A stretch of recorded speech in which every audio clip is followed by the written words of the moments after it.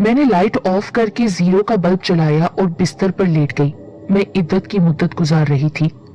मेरे शोहर नियाज मिल की ड्यूटी के दौरान बिजली का शॉक लगने से इंतकाल कर गए थे। मेरी शादी को 9वां साल था और हमारे यहाँ कोई औलाद भी नहीं हुई थी। मेरी सास, जिन्हें मैं अम्मा कहती थी, मुझे अपने घर ले आई क्योंकि अब मैं मिल के क्वार्टर में नहीं रह सकती थी। सास का मकान भी बाबा आदम के जमाने का था। शेरशाही छोटी ईंटों से बने कमरे, पुराने तर्ज के जाले, मेहराबें, खुफिया खाने। मकान के साथ सबसे बड़ी बदसूरती वो कच्ची फसील थी जो कभी शहर के गिर्द हिसार की तरह थी, मगर अब उसके कहीं कहीं कुछ हिस्से रह गए थे। ये मिट्टी के जुड़े ऊंचे चट्टानी तोदे थे जो जमे हुए थे। अम्मा सास बहुत बूढ़ी थीं, बीमार रहती थीं। उनके बेटे के अलावा उनका कोई और सहारा भी न था। एक बेटी थी जो ब्याही हुई थी और वहां से दूर रहती थी। कभी कभार आ जाती थी, अलबत्ता उसका 13-14 साला बेटा, जिसे सब काका कहते थे, अम्मा के साथ रहता था। घर का काम अब मैं कर लेती थी। अम्मा और काका बड़े कमरे में सोते थे, मैं दूसरे कमरे में सोती थी। 2 कमरों के अलावा बावर्ची खाने की कोठरी, स्टोर रूम, गुसल खाने और बैतुल खला थे। दालान भी 2 किस्म का था, ऊंचा और पक्का, एक कच्चा और नीचा। खैर, मैं अपने कमरे में पलंग पर आकर लेट गई। रात के 11 बज रहे थे। उस छोटे से कस्बे में ये सुनसान और अंधेरा वक्त था। मुझे दीवार के पार से, मेरा मतलब है मेरे कमरे की बाईं दीवार के पार से, हल्की हल्की आवाजें सुनाई देने लगी। ये आवाजें ना तो अम्मा की थी और ना ही काके की। वो उनके कमरे की तरफ से नहीं आ रही थी। मैंने सोचा इधर कोई घर होगा और करवट बदलकर सोने की कोशिश करने लगी। बारीक सी वावेला करती हुई, मिनमिनाती हुई आवाजें बदस्तूर आती रहीं। आवाजों से तंग आकर मैं उठकर नीचे उतरी। दीवार के पास कान लगाकर सुना तो वो आवाज मुझे ज्यादा वाज़ेह सुनाई देने लगी, मगर कुछ समझ में नहीं आ रहा था। कोई औरत इंतहाई दर्दनाक अंदाज में चिल्ला रही थी, तड़प रही थी। अचानक निहायत भद्दी भद्दी मर्दाना आवाज सुनाई दी, युमना याशूका, युमना याशूका। आवाज इंतहाई मकरू और भयानक थी। मैं सोचने लगी कि इधर कोई फारसी इब्रानी बोलने वाले तो नहीं रहते।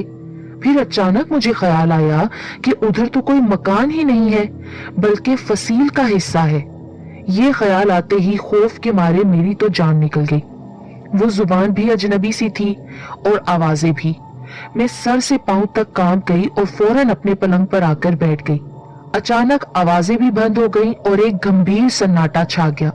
मैं नंगे पांव दबे कदमों चलती हुई फिर दीवार के पास गई, मगर उधर मुकम्मल खामोशी थी। मैं दोबारा बिस्तर पर लेट गई और देर तक इस अजीब वाक़े के बारे में सोचती रही। फिर ना जाने कब मुझे नींद आ गई। सुबह हुई तो कामकाज में भी उसी वाक़े का ख्याल आता रहा, मगर मैंने अम्मा से कोई जिक्र ना किया।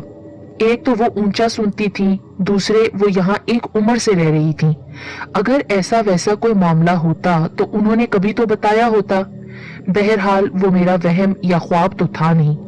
आसमानी बलाएं इस जमीन पर ही रहती हैं, इंसान भी कभी कभी कुछ सुन देख लेता है। मैंने ये सोचकर तसल्ली कर ली कि मैं खुद ही कुछ पढ़ पढ़ाकर सोया करूंगी। मेरी उम्र अब 34 साल थी। अब मैं ऐसी भी बच्ची न थी कि डर को सर पर सवाल कर लेती। अगली रात में पलंग पर लेटी आवाजों का इंतजार करती रही, मगर कुछ सुनाई न दिया। तो फिर मैं सो गई। नवंबर का महीना था, अच्छी खासी सर्दी थी। रात के 1 बजे के करीब प्यास की वजह से मेरी आंख खुल गई। मुझे शुरू से ही रात को पानी पीने की आदत है, तो मैंने मेज पर रखे जग से गिलास में पानी उंडेला कि अचानक एकदम मुझे दीवार की दूसरी तरफ से फिर किसी के रोने की दर्दनाक आवाज सुनाई दी। ऐसा लगता था जैसे कोई औरत गिरियाजारी कर रही हो। खौफ से तो मेरे हाथ से पानी ही छलक गया। जब मैंने गौर से सुना तो वाकई कोई औरत रो रही थी। मैं हिम्मत करके उठी कि दीवार के करीब जाऊं, मगर खौफजदा होकर बैठ गई। मैंने आयतल कुर्सी पढ़कर अपने गिर्द फूंकी और उसके बाद होले से कहा, कौन कौन हो तुम?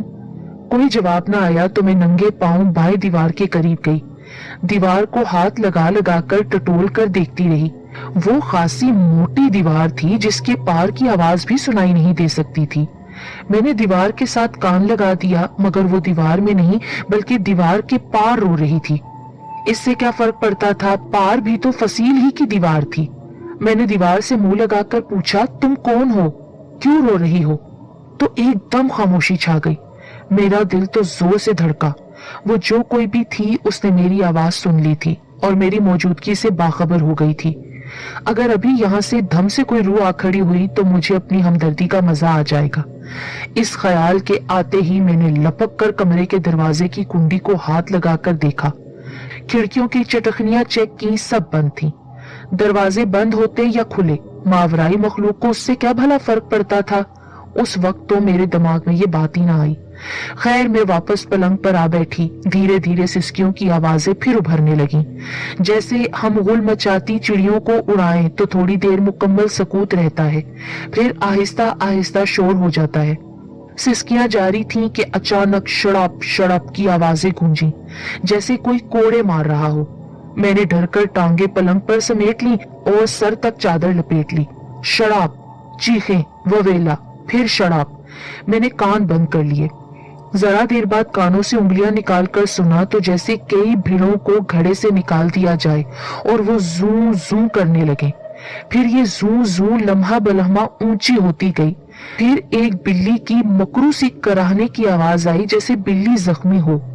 खूनख्वार जंगली बिल्ले की गुराहट और फिर होलनाक सन्नाटा। इस सन्नाटे के बाद रात भर कोई आवाज ना आई, लेकिन मुझे फजर की अजानों तक नींद ना आई। सुबह हुई तो फजर की नमाज मैंने बाहर सहन में पढ़ी। नमाज के बाद वजीफा करते हुए मैं मकान ही को देखती रही। अम्मा अंदर नमाज पढ़ रही थी। वजीफा मुकम्मल करके मैं बांस की सीढ़ी पर चढ़कर छत पर गई। कमरों के पीछे अम्मा के कमरे के आधे हिस्से तक पीछे वाले पड़ोसियों का मकान लगता था और मेरे कमरे के आधे पिछले हिस्से तक और पूरे बाईं दीवार के साथ फसील की टेढ़ी मोटी चट्टान नुमा दीवार थी। गालिबन फसील के अंदर रास्ते भी होंगे, क्योंकि इसमें हमला आवरों को देखने और निशाना लगाने के लिए गोल सुराख थे। ये ऊपर से इतनी चौड़ी थी कि उस पर 2 चारपाइयां साथ साथ बिछाई जा सकती थीं और इतनी ऊंची थी कि हमारे कमरों की छतों पर खड़े होकर सर उठाकर देखो तो 30 फुट ऊपर थी। उस वक्त सुबह काजिब थी। मैंने ऊपर को देखा। फसील के ऊपर काला सा मोटा बिल्ला बैठा था जो मुझे घूर रहा था। मैं तो डर के नीचे उतर आई। मैंने नाश्ता बनाते हुए अम्मा से कहा कि अम्मा, ये फसील गिराई क्यों नहीं गई थी, ये इलाका तंग हो रहा है। तो अम्मा कहने लगी, अरे ये गिरे कैसे, गिरती ही नहीं, पक्की पत्थर है पत्थर, देखने में कुछ मिट्टी लगती है।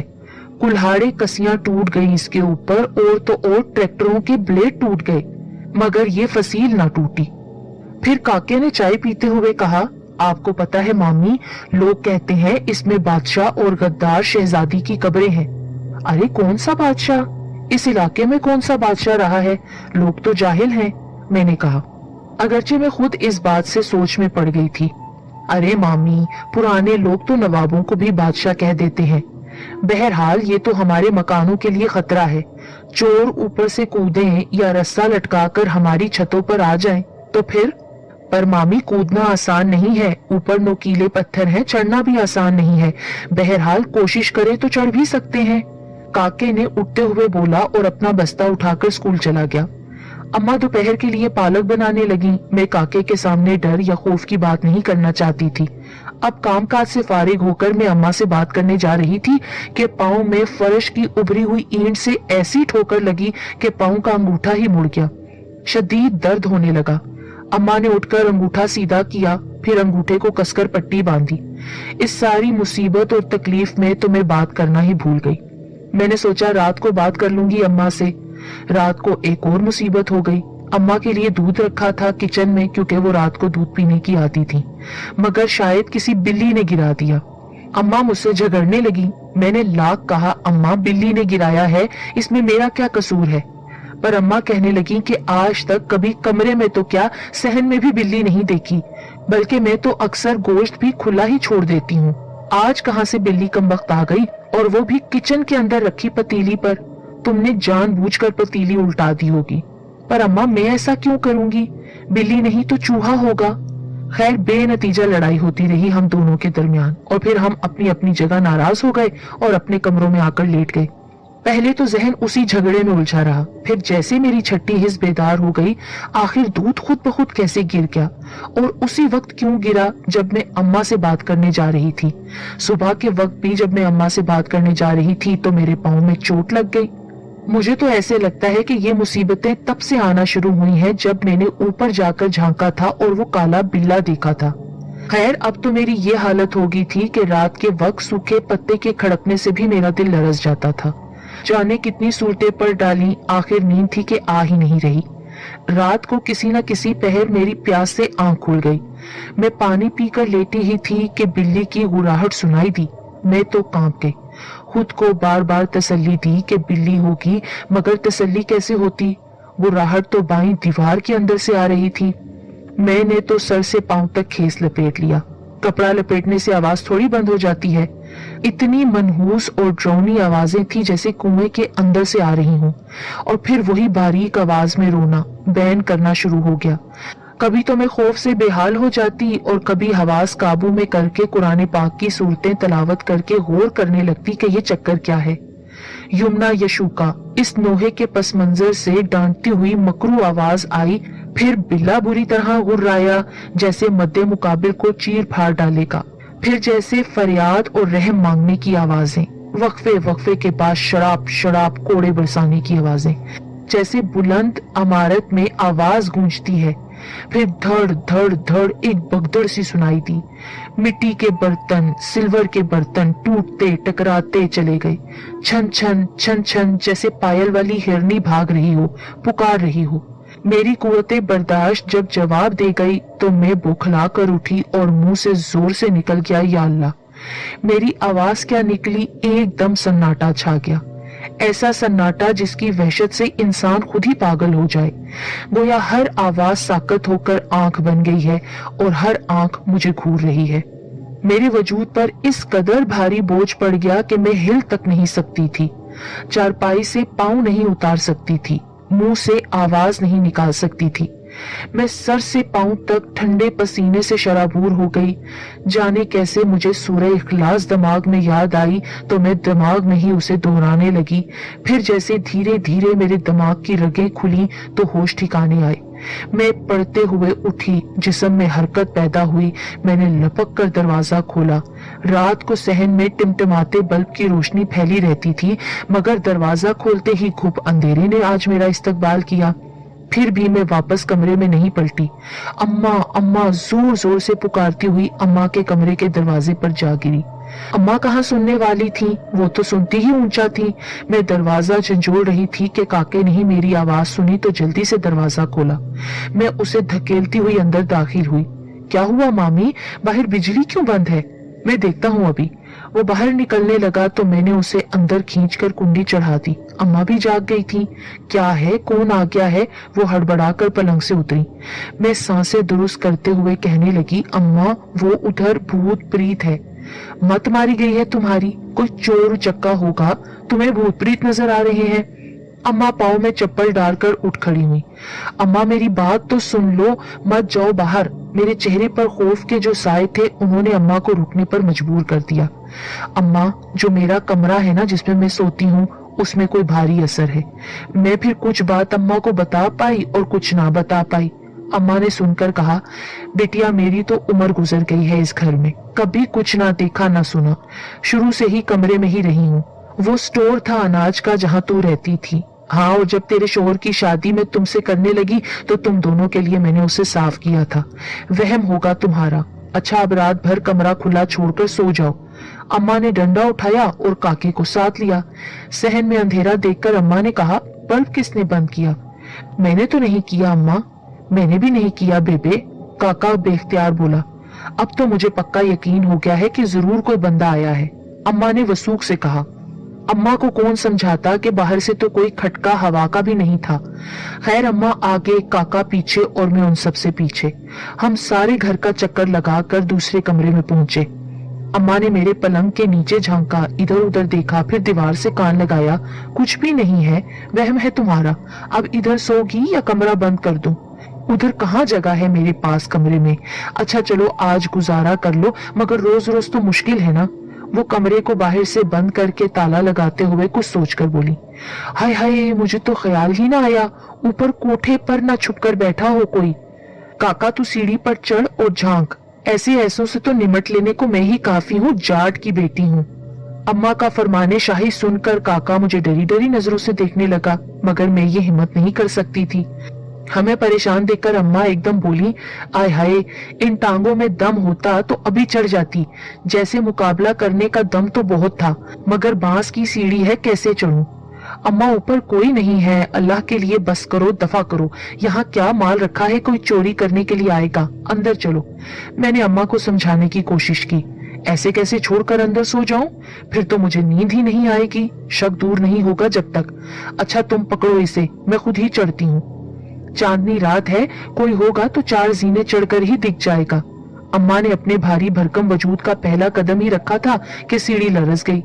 काका बोल उठा, मामी तुम ही चढ़ जाओ, अम्मा गिर जाएगी। मैंने झुंझला कर गुस्से में बांस की सीढ़ी पर पहला, दूसरा, तीसरा, चौथा और 5वां कदम रखकर छत पर नजर दौड़ाई।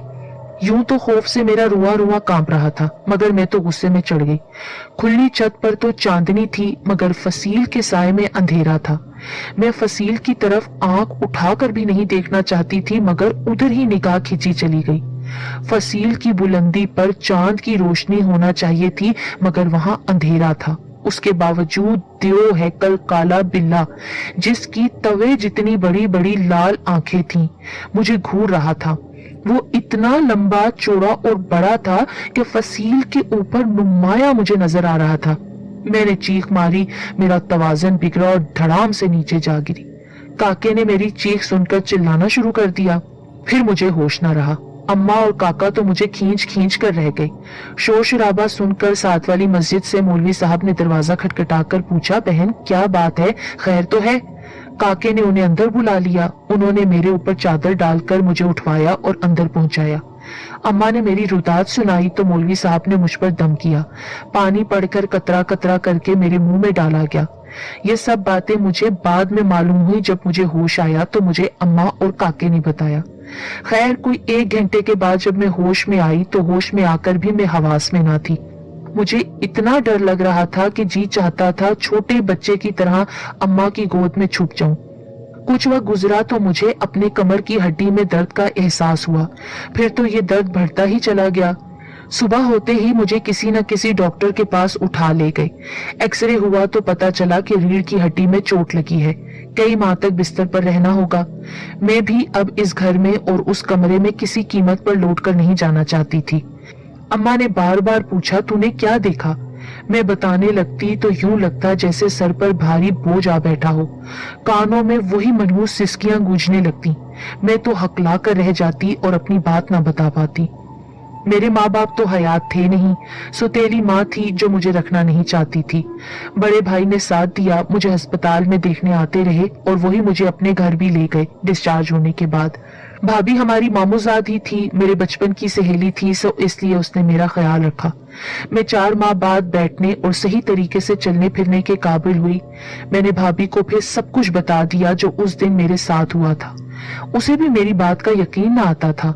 वो भी पुरानी फसील के उसी बाकी मांदा तोते को कई बार देख चुकी थी और वो अम्मा से भी ज्यादा जीदार और बहादुर औरत थी। कहने लगी, किसी रात को हम दोनों फसील पर जाकर देखेंगे, बल्कि और भी कई औरतों को साथ ले लेंगे। भाभी तुम्हारा दिमाग खराब हो गया है, मैं तो ना जाऊं कभी। खैर मेरी अम्मा सास भी मुझे देखने आती रही। भाभी ने पूछा, अम्मा उस कमरे में कभी तुम रात को सोई हो? तो अम्मा ने कहा कि नहीं, मैं वहां तो कभी नहीं सोई। हाँ तो अम्मा तुम्हारी भी तो बहादुरी के काफी किस्से मशहूर है ना। ये भी तुम्हारी ही जिद थी जिसने तुम्हारी बेचारी बहू को इस हाल तक पहुंचाया है। अम्मा तिलमिलाकर बोली, अव्वल तो मुझे किसी दूसरी जगह पर नींद नहीं आती, वो तो मैं सोकर देख लूंगी, मगर मैं तो ऊंचा सुनती हूँ, मुझे आवाजें कहाँ कान में पड़ेंगी। सुनने में आया था कि दीवारों के कान होते हैं, हमारी बहू ने तो दीवारों को जुबान दे दी। अम्मा खैर ये कहकर हंसने लगी।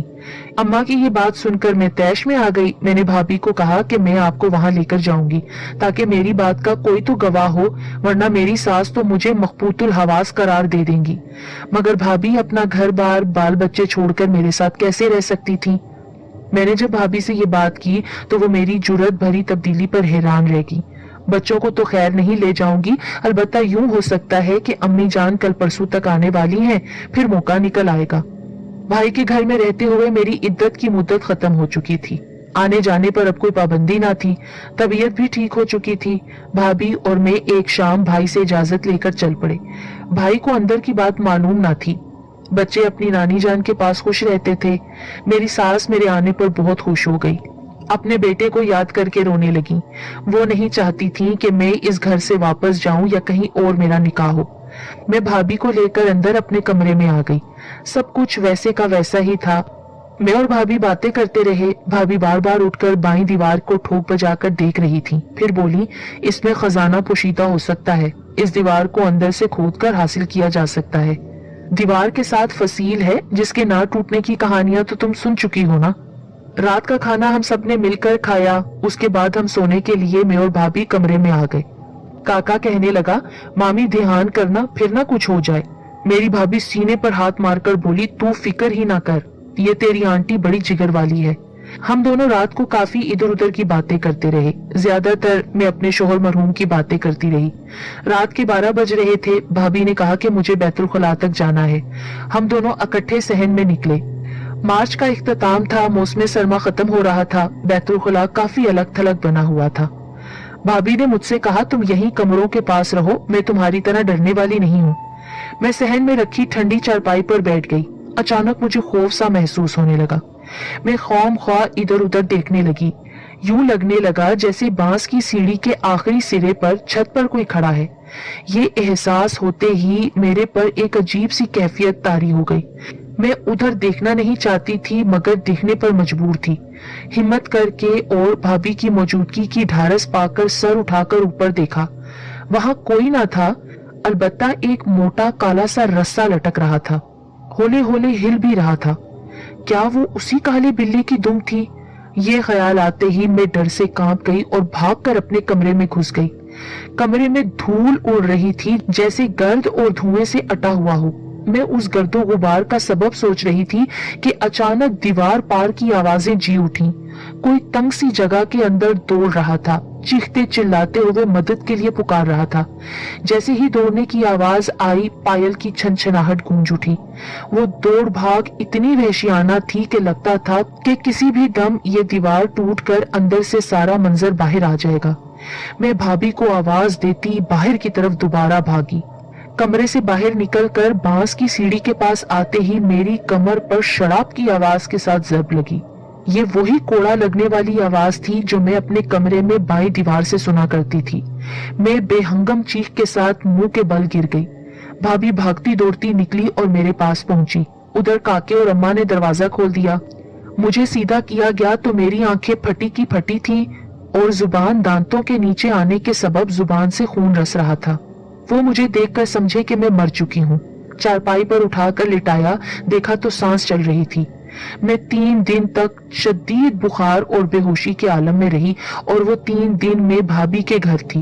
मगर मुझे नहीं मालूम कि मैं भाभी के घर कब और कैसे लाई गई। उन्होंने मेरी पीठ पर लंबा सा नील देख लिया था, लिहाजा मान गए थे कि मुझे कोई वहम ना था। वो वाकई कोड़े का निशान था और वो निशान तो आज कितने साल गुजरने के बाद भी मेरी पीठ पर मौजूद है। मैं बड़े भाई के घर रहती हूँ और बच्चों को कुरान पाक पढ़ाती हूँ। इस वाकये के बाद अम्मा और काका भी बहुत डर गए। अम्मा को उनकी बेटी अपने घर ले गई थी, लिहाजा मकान अम्मा ने फरोख्त कर दिया था। मकान तो बिक गया था और उसका नक्शा भी बदल दिया गया था, मगर फसील तो अब भी वहीं की वहीं मौजूद है। वो आज तक किसी से न तोड़ी गई। फसील पर एक सलीब लगी हुई है जिस पर लिखा है 200 साल कबले मसीह की एक यादगार फसील का हिस्सा, जहां एक गद्दार शहजादी यमुना यशूका को जिंदा चुन दिया गया था। कोई तारीख का शौकीन वहां देखने जा निकलता है। 2-3 सालों के बाद मेरा वहां पर जाना हुआ तो मैंने उस सलीब पर मोटे कलम से लिख दिया, या अल्लाह, यमुना यशूका को इस कर्ब से निजात अता कर। क्या वाकई ये यमुना यशूका गद्दार शहजादी की आवाजें थीं जिसको सजा दी जाती थी और जिसको जिंदा चुनवा दिया गया था? उसके बाद दोबारा मुड़ के मैं कभी फिर वहां नहीं गई।